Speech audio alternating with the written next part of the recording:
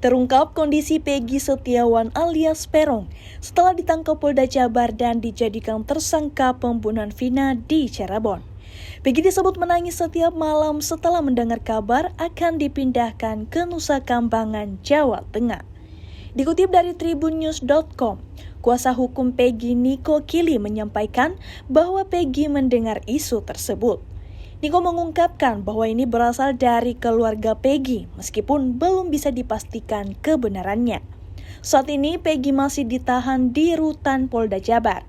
Niko menganggap sangat ironis jika kliennya benar-benar dipindahkan ke Nusa Kambangan. Menurutnya, Peggy tidak bersalah atas kematian Vina dan Eki dan hanya seorang kuli bangunan.